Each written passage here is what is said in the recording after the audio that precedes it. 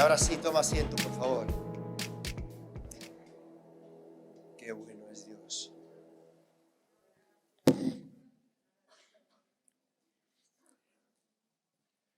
Bien, Mateo 6:33. Como lo sabemos de memoria, lo decimos. Pero buscad primero el reino de Dios y su justicia. ¿Y qué va a ocurrir? Muy bien. Hoy estáis participativos, eso me gusta. Estupendo. ¿Qué quiero mencionar hoy? Quiero mencionar lo siguiente. No sé hasta dónde voy a llegar porque me he comido parte del tiempo, pero la idea es la siguiente. Cuando priorizamos, prioridad, descubrimos misterios escondidos en lo principal, que es en lo que enfocamos, pero también en las añadiduras. ¿Recordáis que venimos de ahí? Es decir, cuando tú y yo priorizamos de manera correcta, nos vamos a dar cuenta que vamos a encontrar misterios, secretos escondidos en aquello que Dios nos ha dado, lo principal, pero también en aquellas cosas que añade. No nos enfocamos en las añadiduras, recuerda, pero cuando las recibimos vamos a descubrir que no nos ha dado eso simplemente por decir, bueno, venga, anda, cállate, ten esto y tranquilízate. No. Ahí hay misterios escondidos también. Bien. Para ver un poco de esto, he tomado a José. José en la Biblia. ¿Sabéis quién es, no? Si no, pues dentro de lo que mencionemos vamos a ver alguna pequeña cosa. Vamos a saltar entonces a Génesis 37:1. Voy a leer algunas cositas así por encima y entro en materia. Fijaros que José es un ejemplo de muchísimas cosas, pero también de cómo funciona esto de la añadidura, bíblicamente hablando. Es un gran ejemplo. Fijaros que la naturaleza e identidad de bendición que él portaba le alcanzó y le trajo añadidura. Allí donde él estuvo, en todo momento. Bien, Génesis 37 he dicho, ¿no? Verso 1. Y voy a picotear, como también he dicho, algunos detalles. Dice así: habitó Jacob en la tierra donde había morado su padre. ¿Su padre quién era? Muy bien, Isaac, perfecto. En la tierra de Canaán. Y ahora dice, esta es la historia de la familia de Jacob. Os va a contar la historia de la familia de Jacob. José, siendo de edad de 17 años, ¿cómo que José? Esta es la historia de la familia de Jacob. José es el hijo número 11. ¿Y qué pasa con los otros 10? Normalmente no comenzamos las historias así, ¿o sí? Voy a contar la historia de mi familia. Si te reviertes a el padre, como él habla, de Jacob o de Isaac, empiezas por ahí. No por José.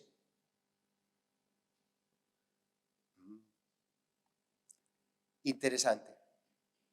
José con 17 años. Ni siquiera José tampoco recién nacido. Ahora le vamos a observar.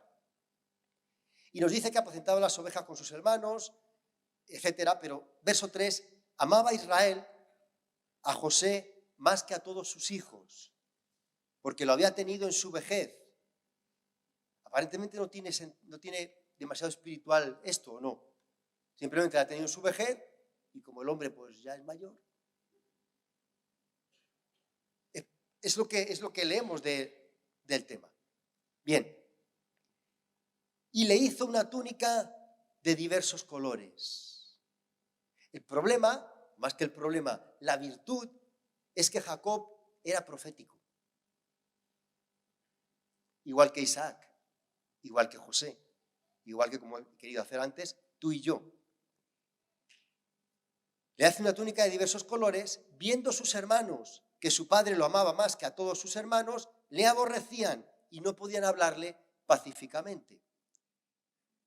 Lo que es algo bueno, como es que el padre le amaba, se convierte en una reacción contraria. ¿O no? Está ahí. Es decir, se empiezan a truncar las cosas sin causa. Porque tenemos que separar entre paréntesis. Cuando las cosas van mal por causa nuestra, porque hacemos las cosas mal, pues ahí lo tenemos.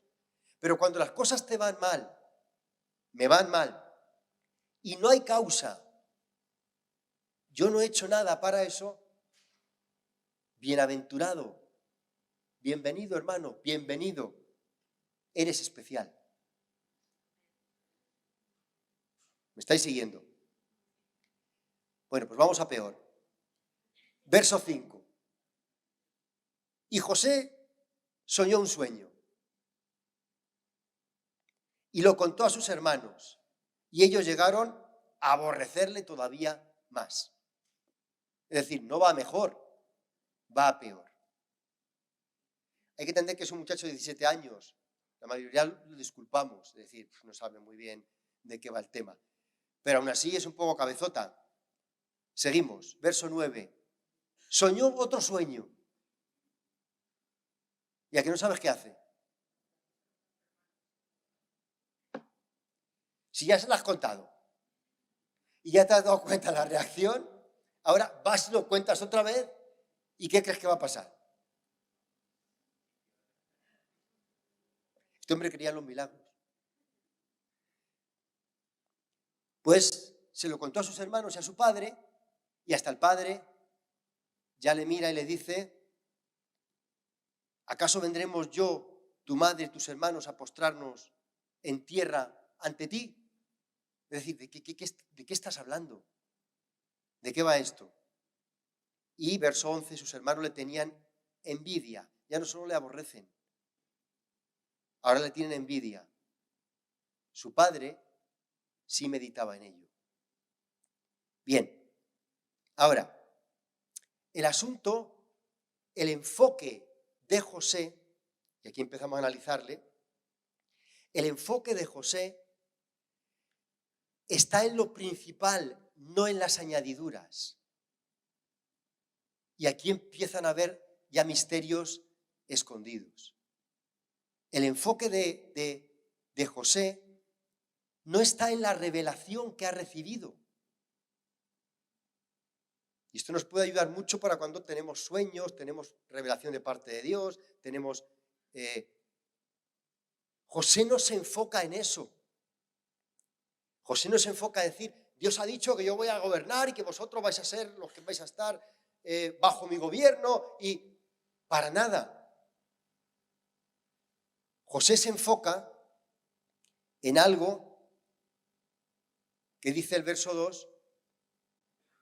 José informaba a su padre de la mala fama de ellos.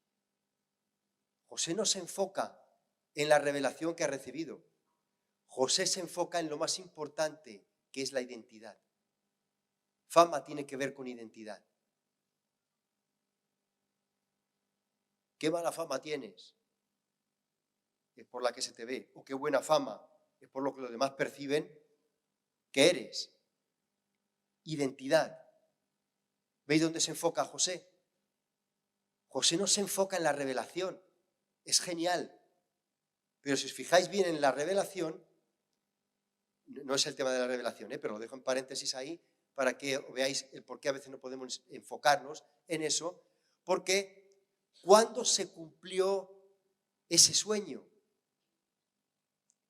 Vas a decir, 17 años más tarde y tal. No.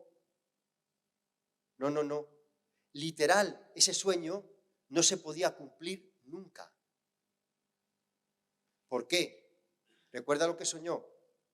El sol, la luna y 11 estrellas se inclinaban delante de él. ¿Cierto? Bien, cierto. Ok, su padre le dice, se lo interpreta. Jacob sabe de sueños, ¿eh? Se lo interpreta. O sea que tu madre y yo y tus hermanos nos vamos a inclinar delante de ti. Interpretación buena. Problema, su madre estaba muerta. Raquel murió cuando dio a luz a Benjamín. ¿Y ahora cómo cumplimos el sueño? Si José se enfoca en eso, va a tener problemas. No va a saber funcionar. Va a estar meditando y diciendo, bueno, ¿y cómo va a ser posible? Mi madre que va a venir de los muertos y se va, pero eso no es posible porque bíblicamente va a empezar a tener, pero él no se enfoca en eso. Él se enfoca en la fama, en la identidad. Eso es prioritario. Cuando buscamos el reino de Dios y su justicia, estamos buscando lo que somos. Tú y yo somos ciudadanos del reino. Nuestra ciudadanía, dice Filipenses 3:20, si no recuerdo mal, está en los cielos, de donde también esperamos al Salvador. Esa es nuestra ciudadanía. No es esta. Esto es una añadidura. Somos celestiales. Y él se enfoca en la identidad. Bien. Pero la historia no comienza aquí, la historia de José. Aunque dice, vamos a hablar la historia de Jacob, José no comienza ahí. José comienza, Génesis 30, versos 22 al 24. Raquel, recuerda que tanto Lea como Raquel tienen no sé ni cómo decirlo, pero vamos. Están ahí una con otra, a ver quién da más hijos o a ver quién tiene hijos. Tenía su razón de ser en aquel tiempo, porque tener hijos era honra, no tener hijos era deshonra. Y evidentemente las dos oran a Dios, y Dios es un Dios bueno. ¿No lo hemos dicho antes? Dios es un Dios bueno. ¿Y a quién contesta Dios? En esa rivalidad, esa es la palabra, en esa rivalidad que ellas tienen, ¿a quién contesta? Lea y dice, claro, eres la primera, vamos a contestar a Lea, lo siento, Raquel, tú. No, contesta a las dos. Dios siempre nos va a contestar. Siempre. Y verso 22, 30-22. Y se acordó Dios de Raquel, que es lo mismo que estoy diciendo, y la oyó Dios, y le concedió, mira el asunto, hijos. No dice hijo, hijos. Pero no tiene hijo todavía. José va a ser el primero. Pero ya Dios le ha concedido hijos. Ya Dios le ha añadido. Le ha dado. ¿Me seguís? Y concibió y dio a luz un hijo. Eso es lo que dice. Y dijo, Dios ha quitado mi afrenta. Y llamó su nombre José, diciendo, añádame Jehová otro hijo. José significa Dios añade. Por eso lo he querido elegir como muestra de cómo funcionan las añadiduras en el reino. En José podemos ver un montón de principios que por supuesto no podemos desarrollar acerca de cómo Dios añade. Desde antes de nacer todavía, ya Dios ha dicho, le ha concedido hijos. Ahora, Dios le concede un hijo y recuerda, Dios cuando nos da lo principal, nos da añadiduras. Y ese hijo viene con añadidura. No solo por el nombre, sino porque Dios no solamente la concede o la concede un hijo, sino un líder de Israel, un gobernante, un administrador, un profeta. ¿Habéis dado cuenta de todo lo que lleva añadido? Ella quiere un hijo, ella lo que ha pedido es un hijo. Ese es su enfoque, ese es para cumplir su honra, incluso delante de Dios. Es decir, para que su identidad como esposa y como madre sea conforme a la voluntad de Dios. Y Dios le concede no solo un hijo, no solo 2 hijos, sino que vienen con añadidura. Misterios. El hijo viene con misterio ahí metido dentro. Fijaros cómo podemos ver alguna de estas cosas. Génesis 30, estamos todavía ahí. Verso 25. Y aconteció que cuando Raquel dio a luz a José, Dios añade, Jacob dijo a Labán, déjame ir a mi lugar, a mi tierra, dame mis mujeres y mis hijos por quienes he trabajado para ti, y déjame ir.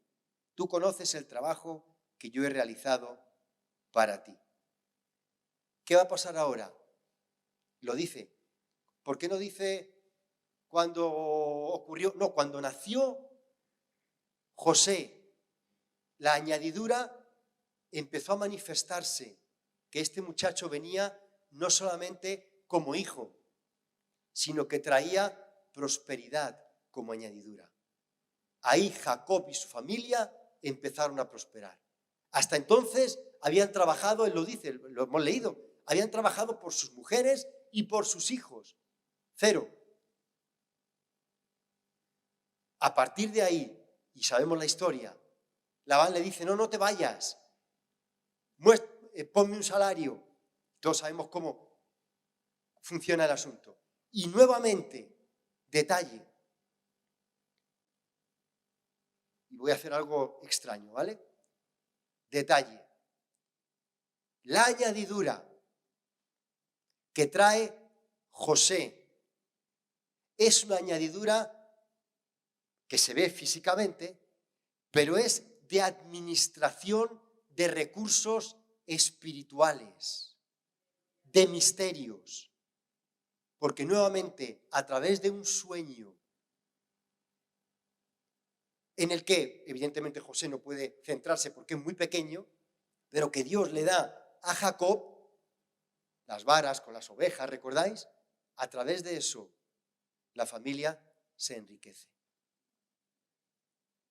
No solamente en su familia con Labán, pero por supuesto, lo que más conocemos, Egipto, Faraón, se va a enriquecer con José. Israel, todos sus hermanos, se van a enriquecer con José. José trae una añadidura, pero él se enfoca en su identidad. No en ser rico, no en conseguir bienes, no en obtener.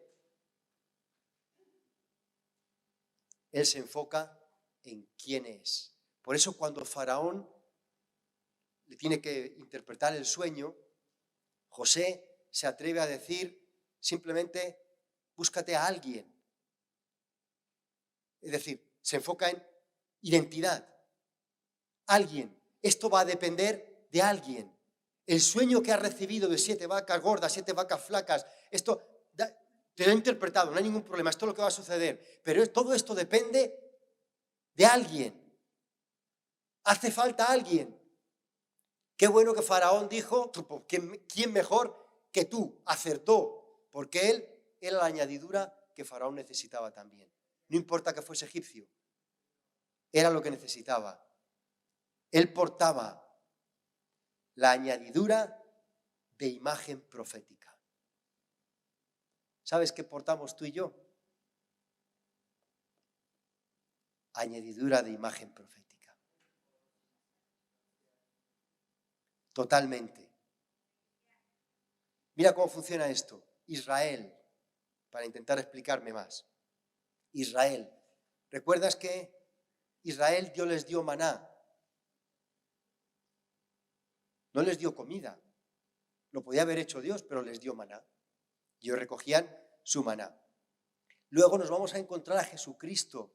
Juan capítulo 6, verso 32, diciendo, en verdad en verdad os digo, no es Moisés el que os ha dado el pan del cielo,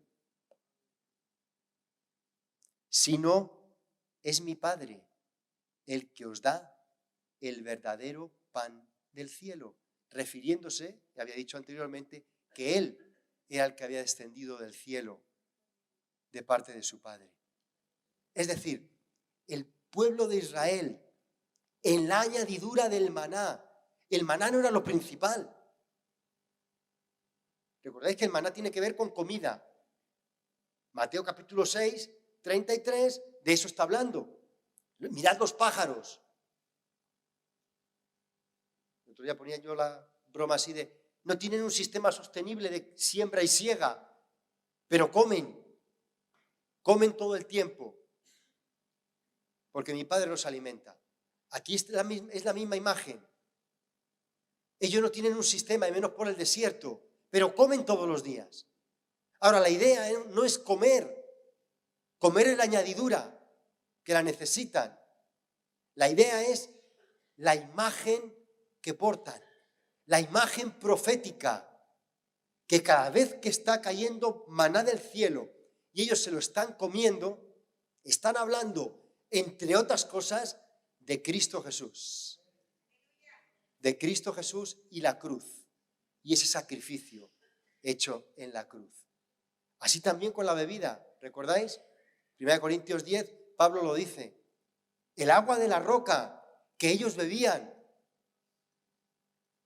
Ellos se podían plantear y decir, es extraño, ¿no? Pero bueno, oye, si las cosas son así, pero este hombre le pega un viaje a la roca y la roca sale agua. Nunca he visto esto, pero no es por hacer las cosas difíciles. Aquí es donde quiero llegar.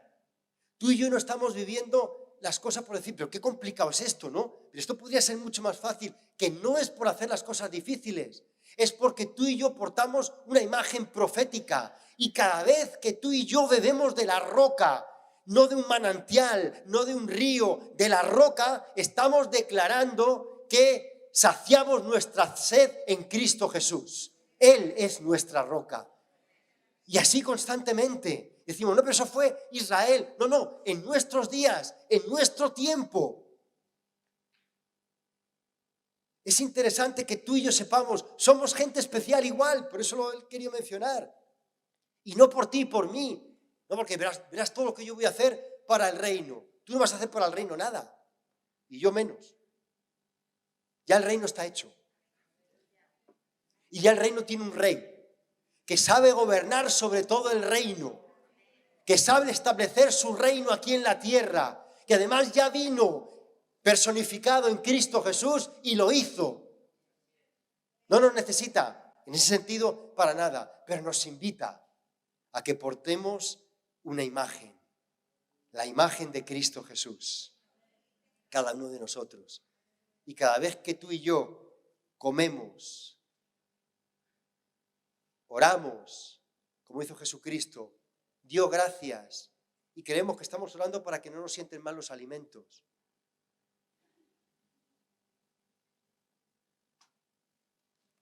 Bueno, ¿y si te da un cólico miserere? ¿Le echas la culpa a quién? Borrar eso del vídeo que no. No. Cada vez que tú y yo comemos, por ejemplo, pero todo en general, y le damos gracias a Dios, estamos declarando que somos gente profética. Estamos declarando realmente que hay algo espiritual que no se está viendo, pero que está ahí.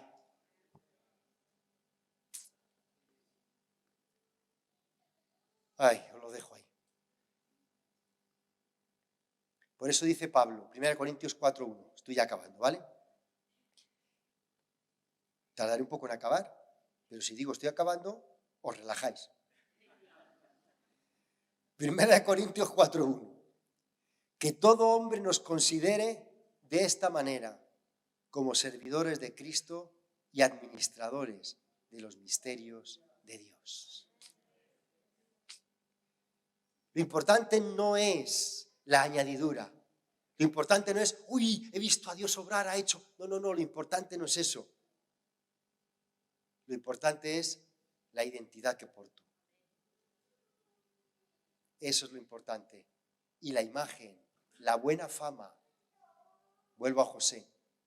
La buena o mala fama que tengo, ¿sabes dónde? ¿Recordáis Jesucristo? Los demonios se nos sujetan, los enfermos son sanados. El otro, Jesucristo dice, no, ese no es el punto principal, esa es la añadidura, eso no es motivo de regocijarse. ¿Y cuál es el motivo de yo estar? Tu identidad, que tu nombre está inscrito en el reino de los cielos, que tu nombre está ahí arriba, que tu fama está ahí, que cuando miran al pastor Antonio, con el que me meto frecuentemente, ven otra cosa que lo que vemos los demás. Ellos ven escrito, ya desde el inicio, desde antes que estuviera en el vientre de su madre, ven escrito ahí que es un hombre profético, que es un especial tesoro, que Dios le tiene aquí en esta tierra para que dé imagen de que Él existe, que es galardonador de los que le buscan, que Dios es real. Y para eso te tiene a ti y me tiene a mí en este lugar. Que no hacemos las cosas por necesidad, que no venimos a un culto para decir que necesito de Dios, que sí, que eso es una añadidura, claro que lo necesitamos, pero no venimos por eso. El punto principal es porque aquí está su cuerpo. Aquí está Él junto con su cuerpo. ¿Y sabes dónde debo estar yo? Yo no sé tú, pero yo debo estar siempre donde esté Él. Siempre, siempre. Si su presencia está en un sitio, ahí debo estar yo. Si su presencia está con alguien para sanar, ahí debo estar yo. Si su presencia está con alguien para hacer un milagro, ahí debo estar yo. Eso no es cuestionable. Eso es lo importante. Lo otro son añadiduras.